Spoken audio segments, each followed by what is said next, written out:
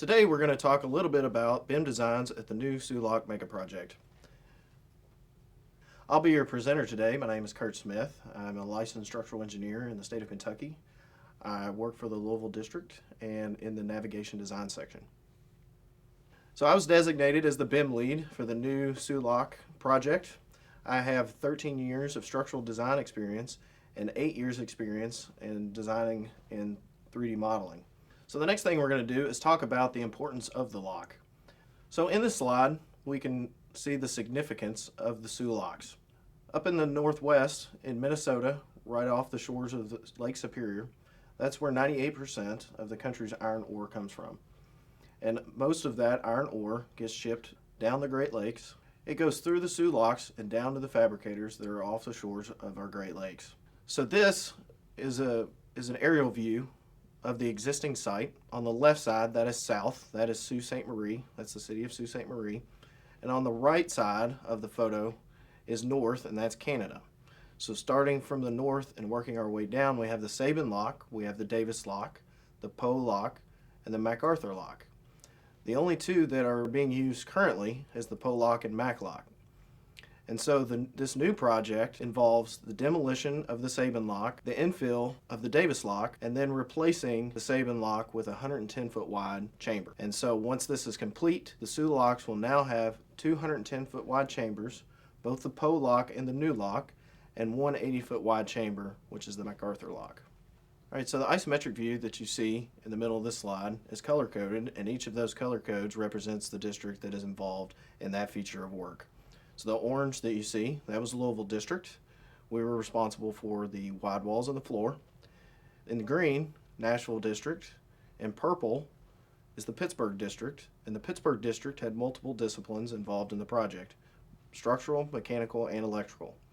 In yellow, that feature of work, the upstream and downstream approach walls, was designed and modeled by the Detroit District. Also involved in the project was the Buffalo District, St. Louis District, and Huntington District.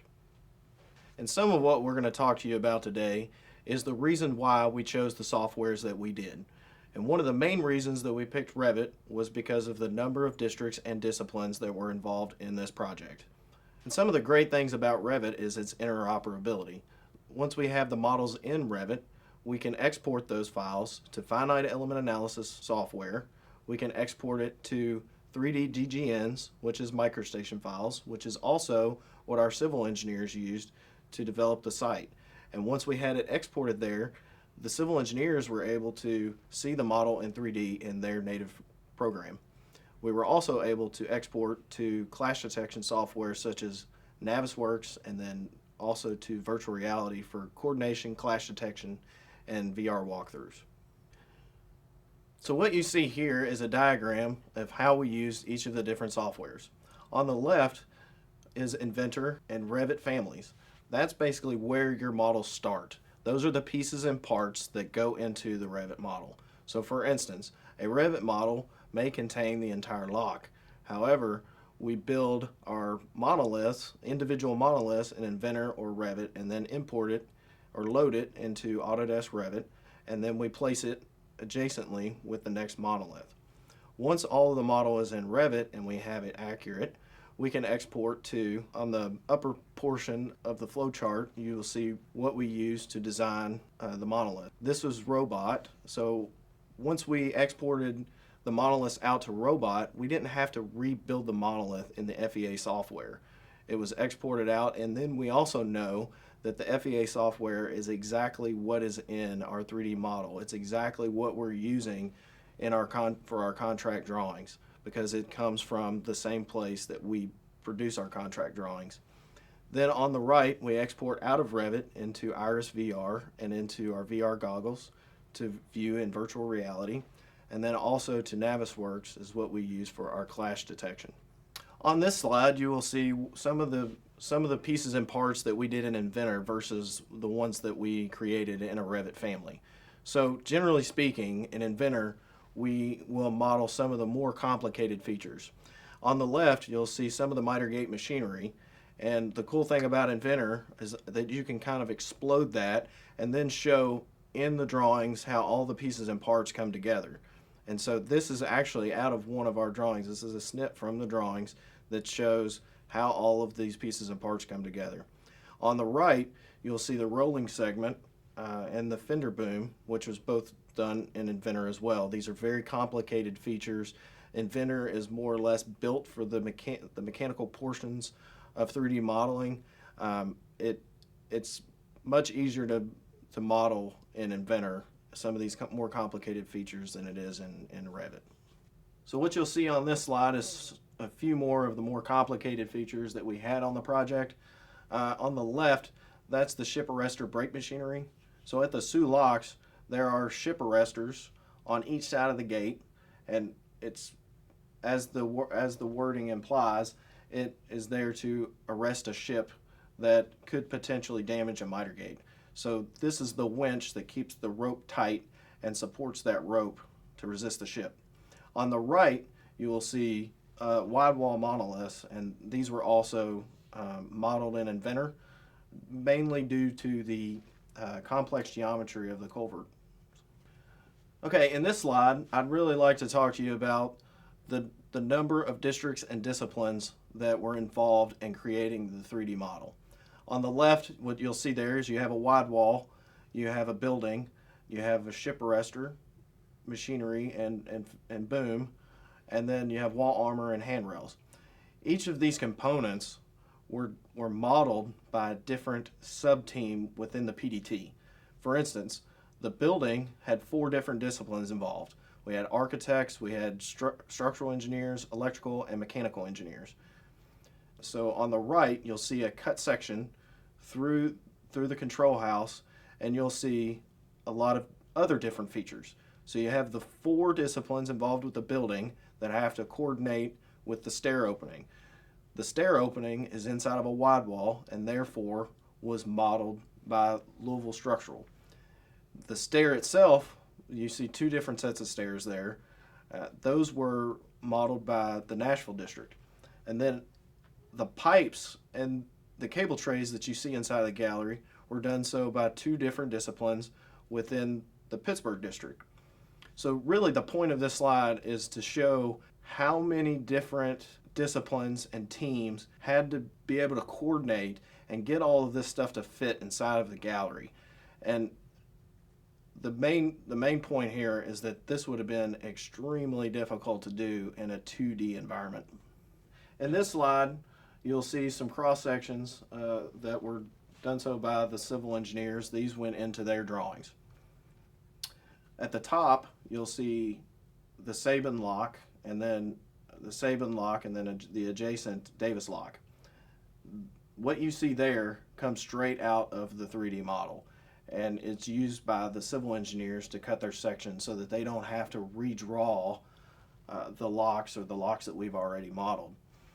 And on the bottom one, you see the new lock. Now in Revit, what we did was that we used phasing for the Sabin lock, the Davis lock, and the new lock. The Sabin lock was put on a demo phase, which is why it comes in hatched when we export it over to MicroStation. The Davis lock came in as more of a halftone or a white. That represents that it's an existing feature of work, whereas the new lock comes in a little darker with the hatching because it's on the new phase of work. So in this slide, we're going to talk a little bit about the finite element analysis software that we use. It's called Robot. It's also an Autodesk product, so it plays nicely with Revit and Inventor. You can export models out of Revit and Inventor into Robot, and then from there you put your loading conditions and your in supports and whatever you need for the analysis, but then you run and you get the stress analysis that you see in these photos. And the beauty of this is that it is exported directly out of your 3D software, the same 3D software that you're using to create your drawings. You're exporting it out of there into the analysis software, so you know that it's what you're analyzing is what is going on the drawings. In this slide, we're going to talk a little bit about the clash detection software that we used during the design of the project.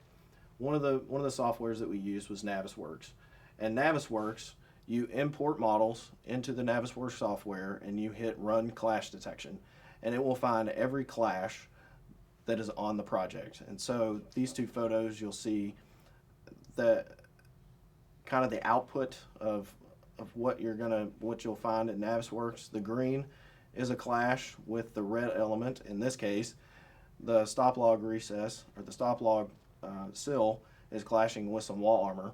And on the right side, we have a new tunnel that's clashing with a monolith.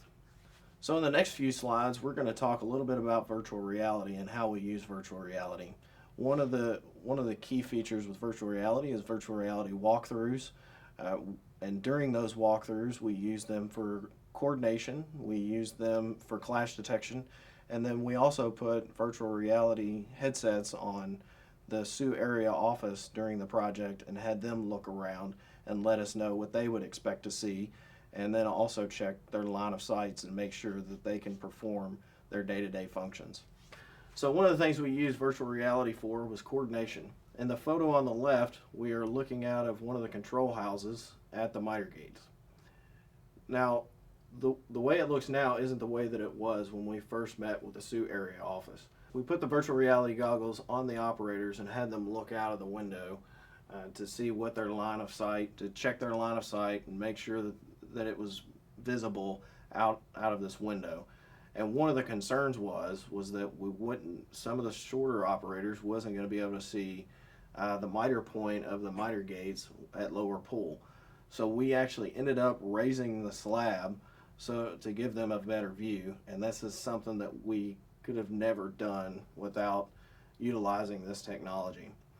The photo on the right is a steam line that's sitting in front of a stair landing, and this is one that Navisworks won't necessarily catch because it's not exactly a clash, but it is something that it's obviously in the way and needs to be moved.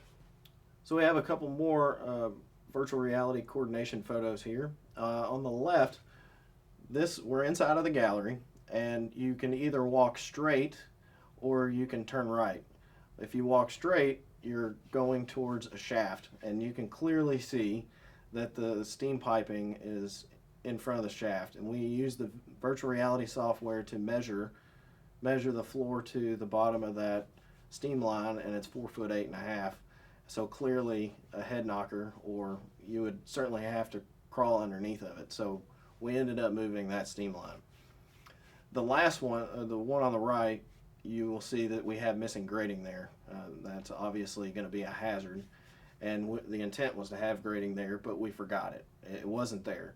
So we were able to coordinate that with the district or discipline that was responsible for getting that grading in the model. So something to keep in mind is that if we go through the virtual reality software and we find something that's missing, it means that it's missing in the model.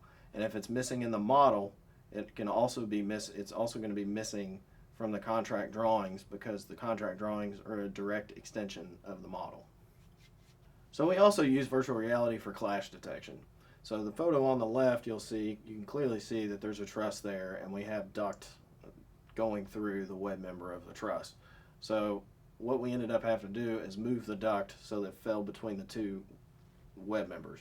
Again, something else that if you're in 2D, it's really difficult to catch this. On the right, you have high mast lighting that's sitting on top of a bollard. It's pretty clear, pretty easy to see there. So we have a few more clashes here. The photo on the left is the rolling segment, and you can see that it's clashing with the concrete. Now, we used 3D technology a lot when it came to embedded items or items that required recesses. It made it much easier to take the mechanical model, sit it on top of the monolith, and then cut around it as needed so that it fit the machinery. On the right, you'll see a steam line that's going through some electrical equipment. And just something to keep in mind here is that if we didn't find these clashes now, just think about how much it would cost in the field if this didn't get caught until construction. It's much cheaper to catch these things during the design phase, and you catch these a lot easier with 3D models, and then it ends up saving you a lot of money during construction. So the last piece of the puzzle is contract drawings. So I wanted to give you a few examples of what our contract drawings look like utilizing Revit and utilizing a 3D model. The drawing on the left is a site plan, and what you see there, that is the 3D Revit model that's dropped onto a site plan. And as I stated before, the civil engineers use this 3D model to cut sections through the lock and use them in their drawings. The drawing on the right, I think, is really cool because you have the isometric in the right hand corner, and then you have the stairs that are kind of highlighted, and it shows where those stairs are relative to some of the other features, and it's done so in an isometric view, so it gives the contractor a really good feel for where these stairs go. Now, with 3D technology, isometrics are much easier to create, and so once you get the model correct, you can drop isometrics in just about any sheet that you want.